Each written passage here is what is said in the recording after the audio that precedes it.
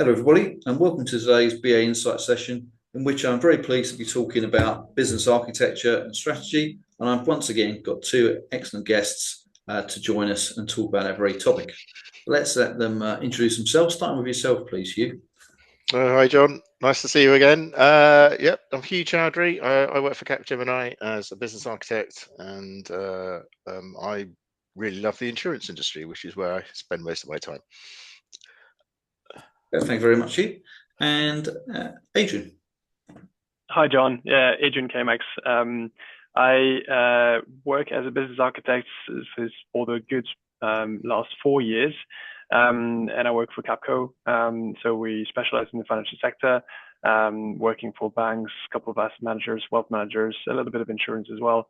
So I suspect, the topic will be mostly business architecture in the financial sector, but we'll be happy to share some insights. Brilliant. All right. Well, let's get the ball rolling, and Hugh, start with you on the first question, really, in terms of what's your high level approach to business architecture? So the value from it, the value would be sort of a documented business, and then an ability to work out where the gaps and where the problems are, and where the change needs to come from. So it would be starting off with understanding the corporate mission strategy of the business, and then make sure you've understood that well and clearly, and then the current state of the business, the operating models, and then a target state, which will be some tweaks. It could be major, it could be large, it could be small, and then the gaps between them, and then those gaps that what drives change. That's where the transition teams and things need to follow. So yes, that's kind of it in a simple summary. Is that how's that? Well, I'm sure we'll go into a bit more detail anyway, Hugh. But I mean, at least it's good to start framing things by thinking about the direction and the mission and the strategy of the organisation first. Anyway, because certainly my business architecture expertise isn't perhaps what it could be, but from a BA experience, there's nothing worse than sort of diving straight into the solution without some of the context as to why you're doing it. So I feel like a solid start from yourself. Thank you. Adrien, what would be your approach in general to business architecture? I think business architecture depends also on the level of maturity of a particular client, because it can start from a very foundational layer. And I see business architecture as really the translation of strategy into an operating model, or how do you operationalize a strategy effectively? And that can start with kind of, I think, some more agile aspects, defining like where are the kind of actual value streams of the business, where does the business really want to, drive business and their actual operations, and what do we need to put in place in order to make it happen. So value stream definitions, to kind of more service model, capability models definitions. And then the more mature we get to, the more like, I think, process oriented, and then like people's roles and responsibilities oriented, technology oriented, the conversation becomes. And that's where also the value then, in my opinion, becomes more in terms of analyzing the gaps in your operating model in general, making sure that there aren't any, and also highlighting the dependencies and the interlocks between different groups of people working on implementing a solution or working on an operating model, whether it is, however it might be segmented between different teams. So yeah, in essence, it's very much a journey. I think it starts with something maybe very like foundational, and it can build up to something relatively detailed, that allows a client to really understand their business as a whole, their operations as a whole, making sure that it aligns with their strategy, and then making sure that their operations align in order to deliver that strategy. Okay, thanks, Adrien. It's quite an interesting extension to what Hugh said there, because obviously you're also going layer by layer and thinking about the organisation and the strategy, and thinking, almost to that point where we get into almost detailed processes, which of course will probably be a handover to the business analysts, but at least recognising all of the sort of like components that need to be together and work in unison for that business to succeed. So interesting going into that level. So thank you. So, and as we're talking about, just touching on like perhaps some of the things that the business analysts will do in terms of process as one example. I'll ask you, Adrien, really, how do you see the relationship between business architects, strategy, and even business analysts? Yeah, I think it's a great question, and it's not an easy one to answer, because I'm not sure if there's a one size fits all. Again, I think business architecture should really put in the foundations in a holistic way, and potentially higher level originally. And if I take an example that I've worked on, we really went through a whole end-to-end journey of a process within credit and lending specifically, where we really kind of tried to organize and understand all of the activities that had to happen from origination down to limit loading and drawdown. So it was something very, very end-to-end, but it wasn't necessarily something that was readily implementable. So it provided the teams a 3 to 5 year vision that they could stick to, and they could really relate and understand. It's providing that North Star that then can be handed over to a business analyst team, who then can kind of go to the next level of detail and really make it more implementation ready. Our like process map was probably still level 1, level 2 type of level, and that obviously wasn't ready for implementation for teams to then really understand exactly what needed to happen and how the solution needed to be shaped in order to support that from a technology perspective or from a data perspective. So for me, it's really that kind of first initial translation of your strategy. What does that mean from an operations perspective? But it doesn't necessarily answer all of the questions from a transformation perspective into saying what exactly needs to change everywhere. It's kind of giving you a North Star, a kind of reference point, and an overall understanding of what we're doing, where we're going to, and how we're intending to get there. But that's where, for me, the handover becomes interesting towards a business analysis team, and to say, right, from here onwards, can you please go and detail some of the processes that relate to it? But making sure that this is also tying together with the different other initiatives or the different operations that kind of go around a particular activity or a particular process that needs to be detailed. And I think the way you put it there, Adrien, as well, particularly bringing into play that concept of the North Star as well. He recognises that business architecture is the place where actually that North Star, that vision, where you should be aiming to, is largely done, albeit impacted by the strategy, of course, as well. Yeah, I think your strategy says where you want to go, and again, I think that's where it becomes interesting, because you see that different clients understand things in a different way, and it all comes down to what you define as a strategy. Typically, some people may say, well, a strategy has to be detailed enough for people to know what they need to be doing. Others will say, well, not at all. A strategy should kind of say, what are the key targets? What are the key things that we want to achieve? But it's not meant to say how we're intending to achieve this. And if that how is missing, I think that's where business architecture really has a value and really brings that to the table, in being able to really translate that strategy into something that's more operation ready and operations oriented. Excellent, thank you, Adrien. Hugh, it'd be good to get your perspective on that same point. Yeah, so I mean, I was just thinking about the question there, and it's about, you know, what perhaps business analysis can get out of it, what out of the business architecture piece, really, and it kind of reminds me of a project before at a leasing company I did some time ago, and one of the great things they had was capability model, and they could actually feed down. They actually, because it's a leasing company, they drew out the capability model in the shape of a car with all the capabilities on there.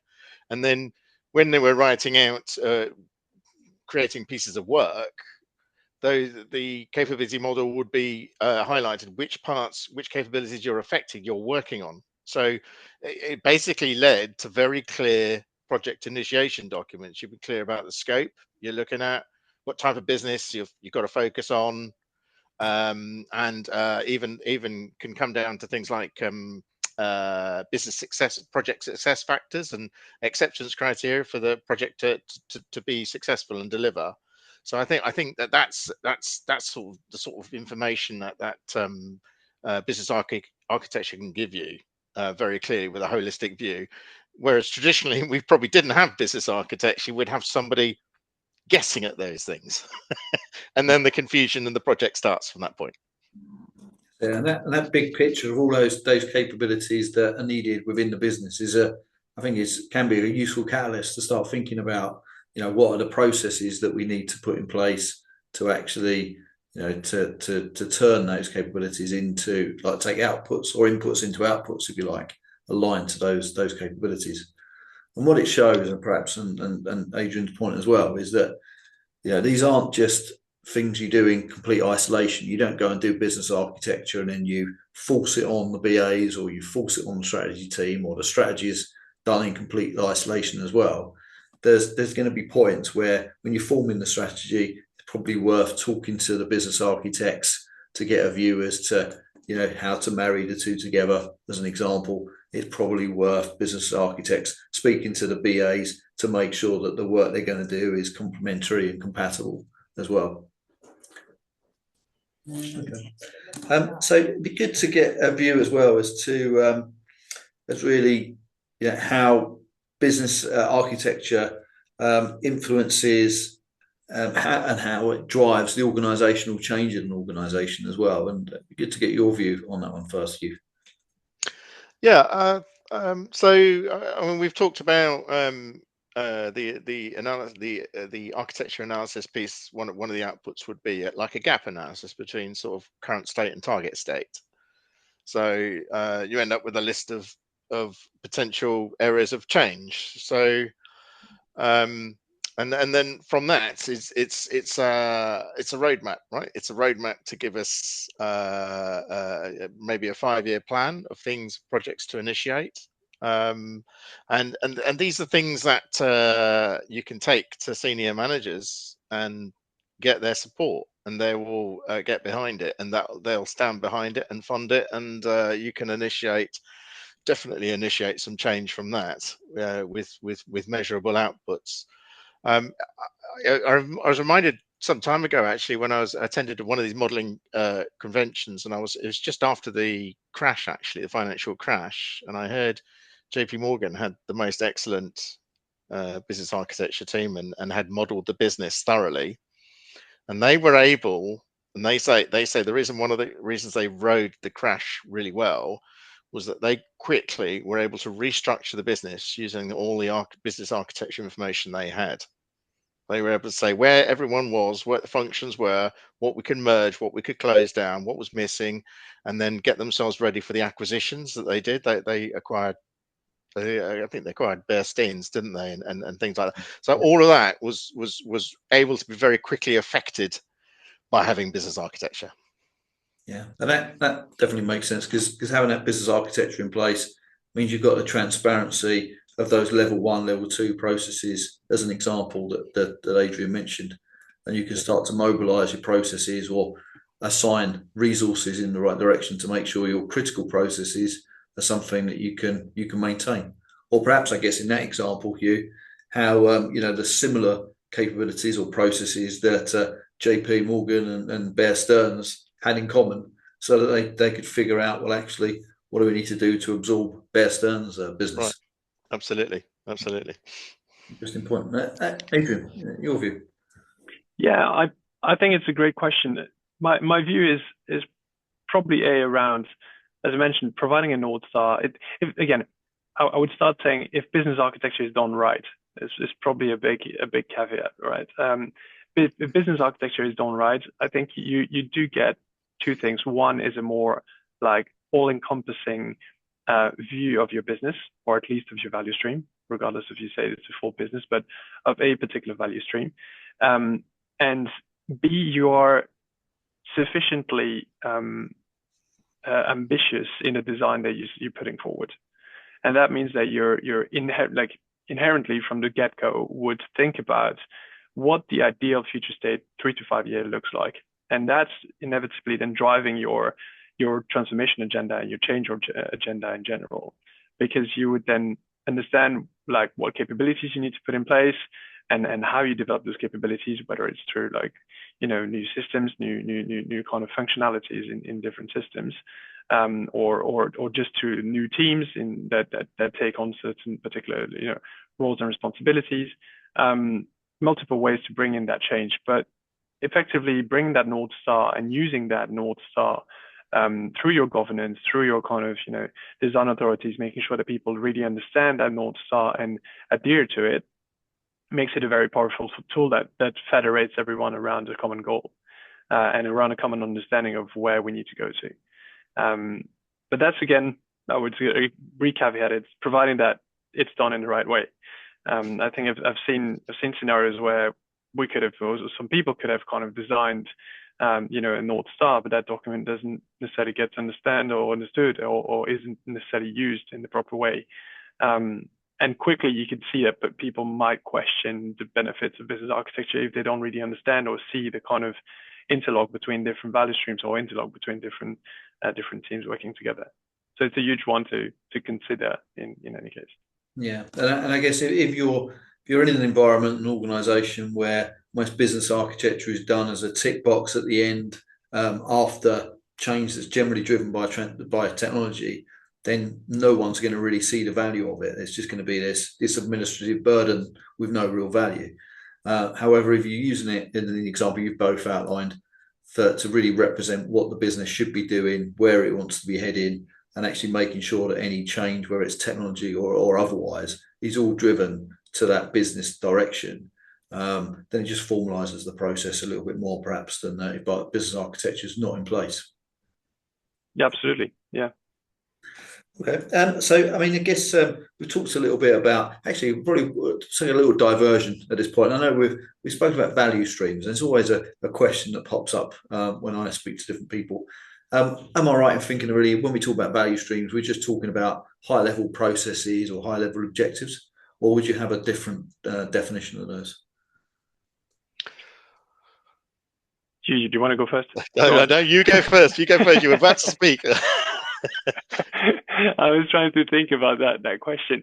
I think a value stream is as more than that, effectively, because, what I'm still debating is, I think a value stream is still very much a business construct that says, how do you bring a certain output to a particular client, whether that's a product, whether that's a service, how do we structure that? Then for me, behind that idea or concept is a number of things, but is effectively a whole operating model that comes with it. That you have, I would think about it with, in a similar way as we think business architecture. You would have your kind of capability and service model. You would have your kind of customer experience, which is maybe front, left, and center. You would have some of your operating model with it. But you're right, John. I think at the very top there is this kind of vision, OKRs, that may come into play. But I'd say it's more than that in my understanding. And that's, I mean, I've done some agile training, but I know even that topic gets understood differently by different people. So it's also a great question, and I think that's why the answer is maybe not always as easy. Hugh, apologies both of you. I know I chucked that impromptu one in there. No, that's fine.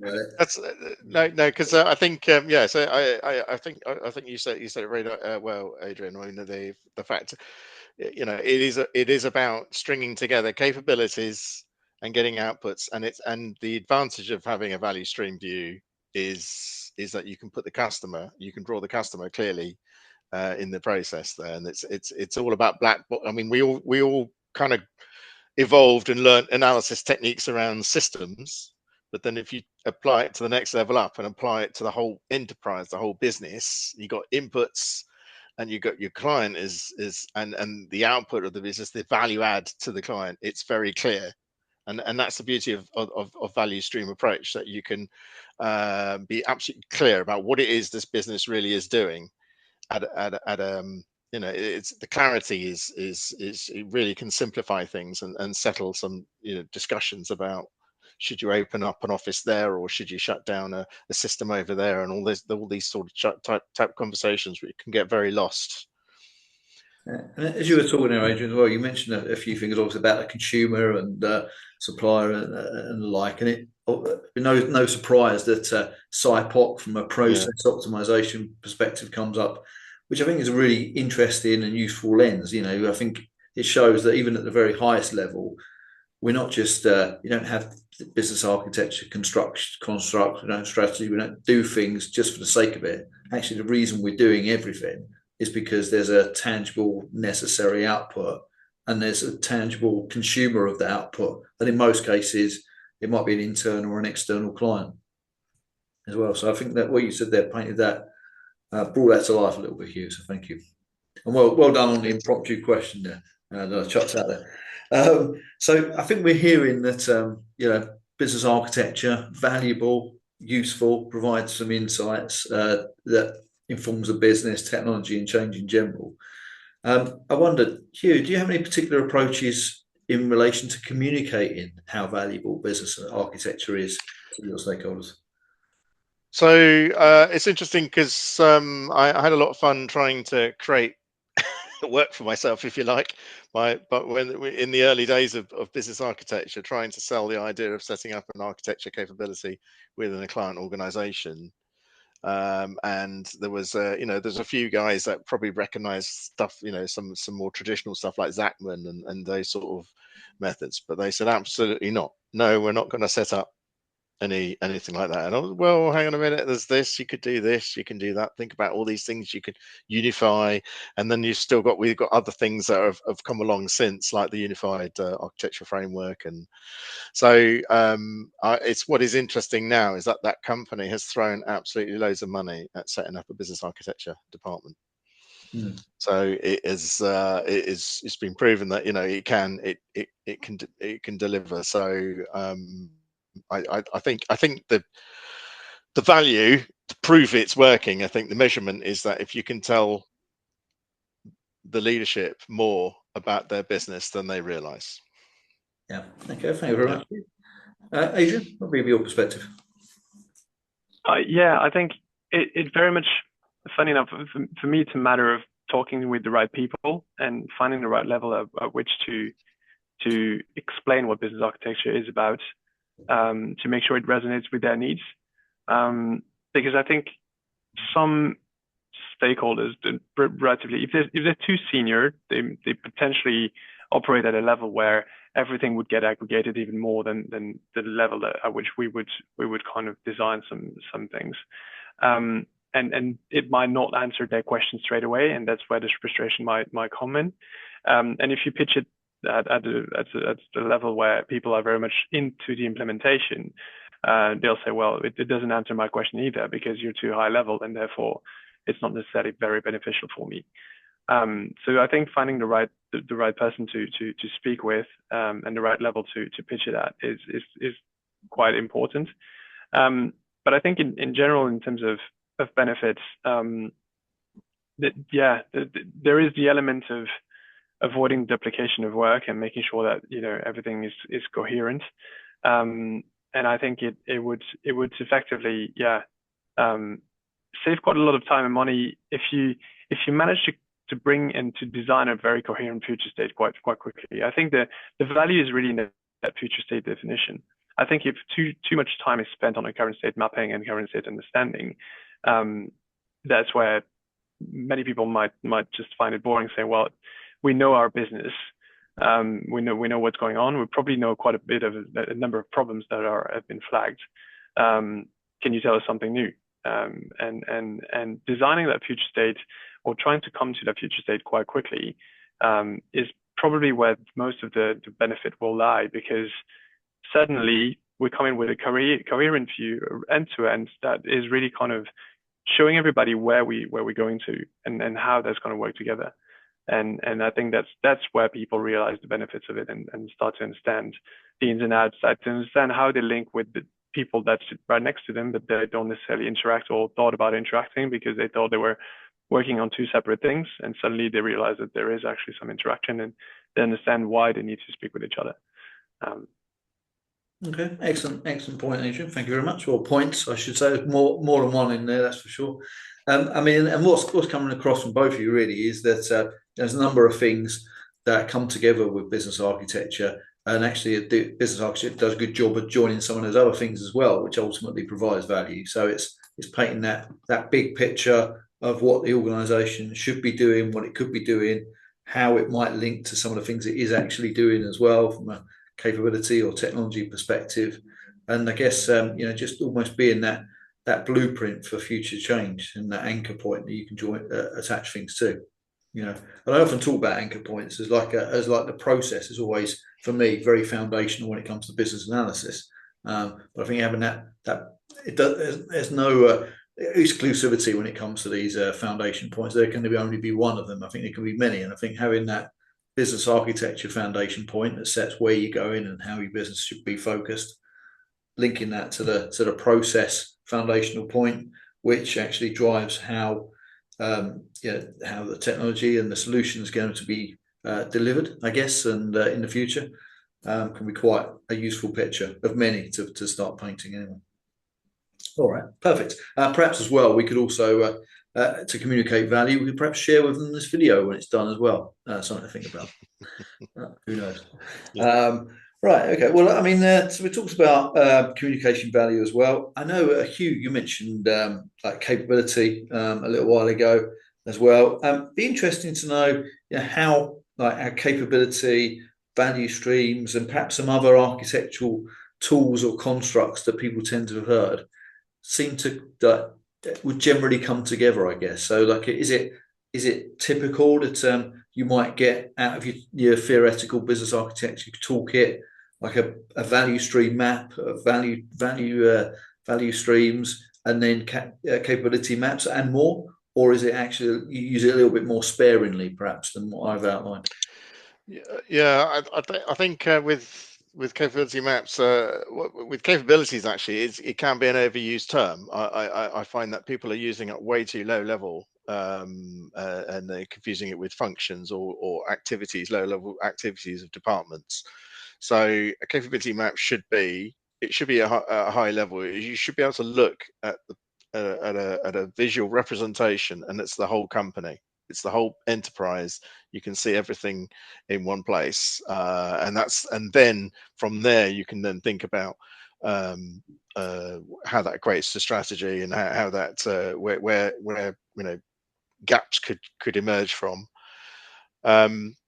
But with capabilities, they are, I think I said earlier, sort of strung together in a value stream. So you use several of those capabilities, and you deliver an output that adds value to a customer, and you make a profit as a result, hopefully, or you deliver a service and you get an outcome for your client. I think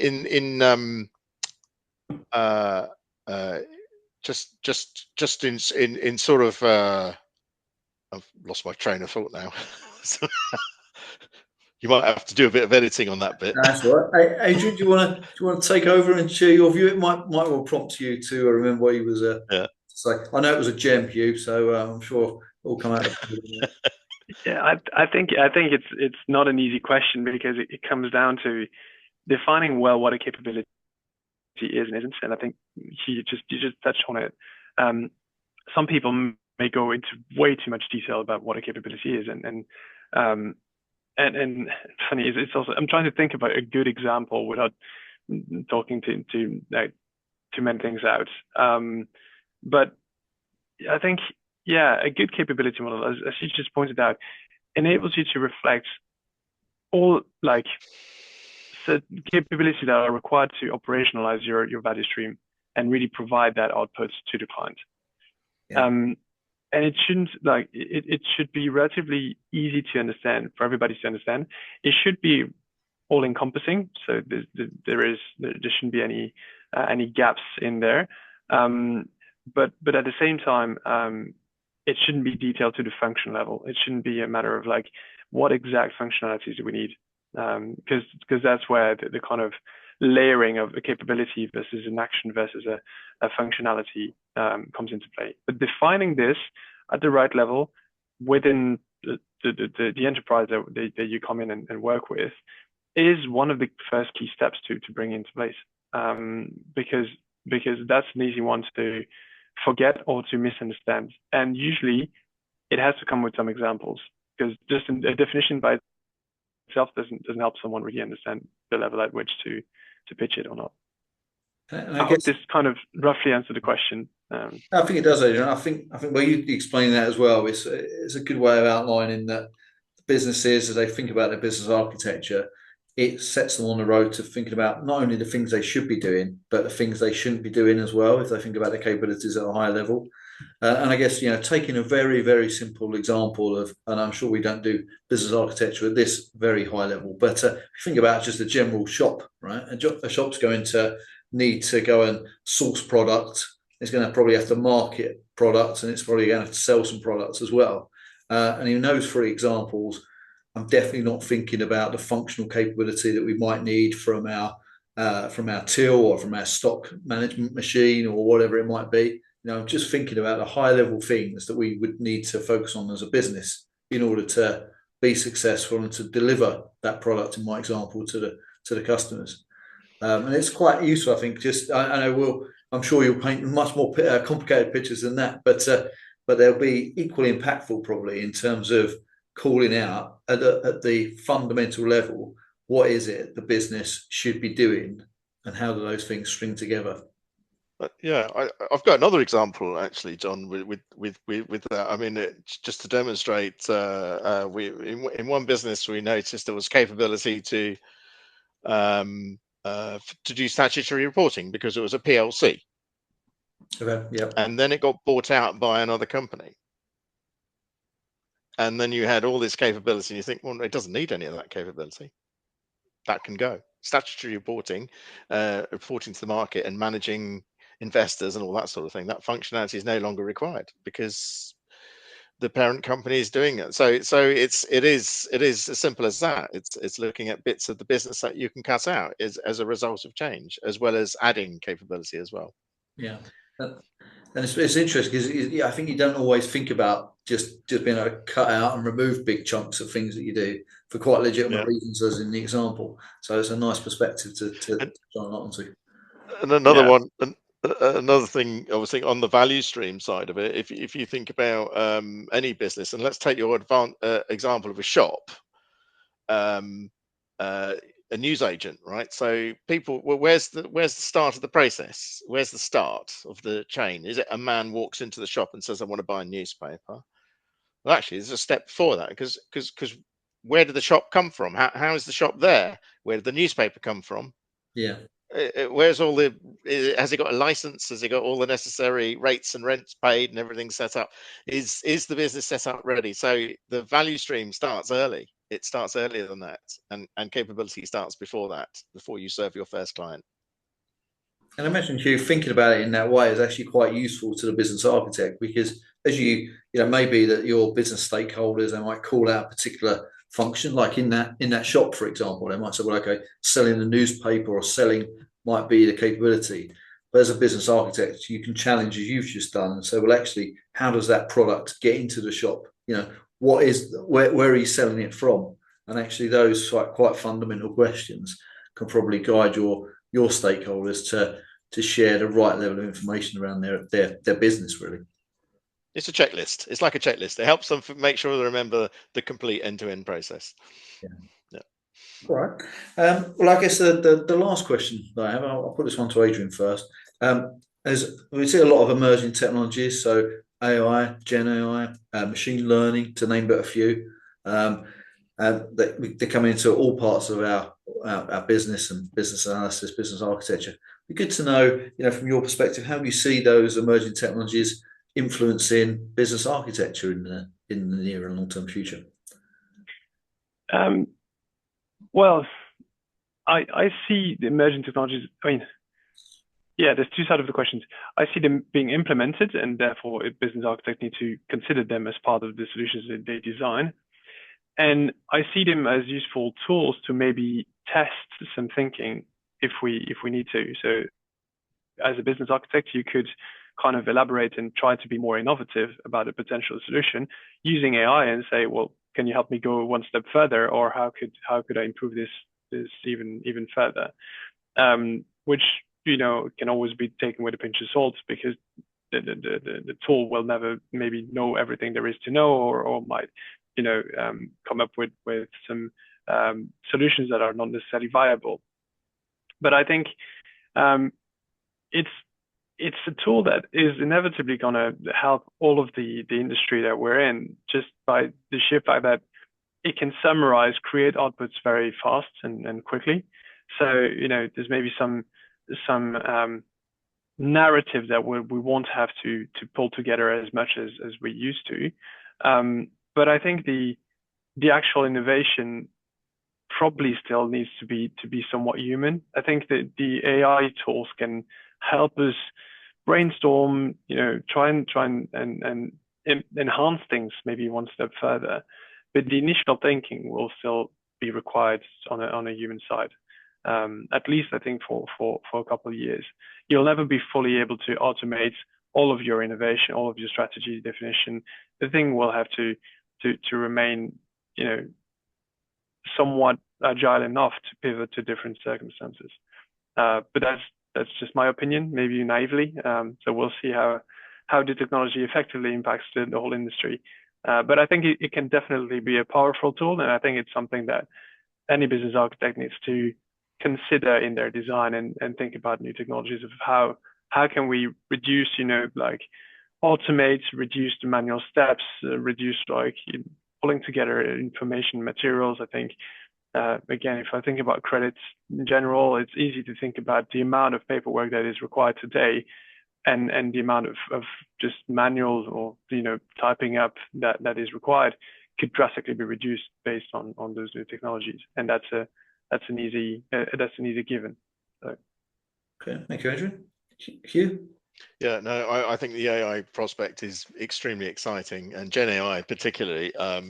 So yes, as Adrien was saying, is in terms of being able to document and get business architecture outputs done faster, and keeping it up to date, I think is a key thing. But I think it's going to go where it can go after that is if you look at advanced analytics tools today. So you got tools like management can type in. I might just type in natural language. Sales in Spain versus sales in France, a project or product widget X or whatever. Okay, and get answers without having to involve people to write reports or anything like that. So that sort of answer is there. I think you can now have an AI holding a full model of the business, and then you can have a CEO saying, well, what happens if I want to shut down my South American operations? What will that do to revenue and to people and so on? You can start playing a lot of what if scenarios. I think with when you've got we really need a very highly structured view, and we've got some more evolution to do on how we formally represent things. Get to the point of, I guess, where UML got to, and get to that sort of point with representing the whole business. And then that could be stored and understood and interrogated with natural language in a Gen AI environment. And of course, I think also you were saying, Adrien, is well, can you ask it for suggestions?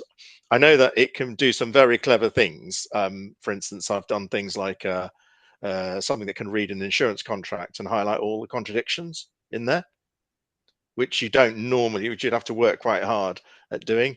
I mean, it's processing it. At the end of the day, it's statistically comparing text, but in terms of a model, I think it could probably find things, and it can compare things with the outside world and look at competitors or maybe a different business which has a similar structure and come up with an idea there. So I think it could come up with some radical new ideas through that route. The same way we learn things in just surfing the internet. We didn't. Oh, I didn't realize someone else did that, and therefore why can't we do the same thing? It's a different industry. Just copy the idea over.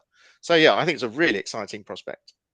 Well, obviously, I left that simple question till the end there, and I didn't expect both of you to have every single answer to it possible. But as you show, I mean, it's going to be it's here, so it's a useful set of technologies that we can apply here and now, but also it can build like the future of business architecture in exactly the same way it can have that great influence on business analysis and process. But I guess going back to the point Adrien made, I think we're a little way off yet at replacing business architects and BAs, because actually you still need someone to understand that business, to do the groundwork, and actually put many of these things we've talked about in a position where they do join up and they link up, so that an AI tool can actually have access to the information about the business. Because most of these things, of course, are not drawn. You need to observe what's going on and actually draw the picture first. Yeah. Well, let's hope that's true, because otherwise we're out of jobs pretty right. soon. Yeah, this is it. I was going to say, I don't think Gen AI is going to be a massive job losses. What it is going to do it's going to make things go faster. That's all. You'll still need to do them. They'll still need to be overseen by a human. There's no doubt about that. So I always hope, the reason why I personally an advocate of artificial intelligence is that I just hope it makes our lives better, because we'll get more and more free time. As humans have evolved, we have created more and more free time to enjoy our lives more and do more leisure, and that's what I hope from it. So maybe we only have to work half the time as business architects. We could only hope. Well, there we go. You can do a recap. We can come back in a few years' time, Hugh, and we can see you perhaps sitting on the beach rather than in the office in a couple of years' time. Sounds good to me.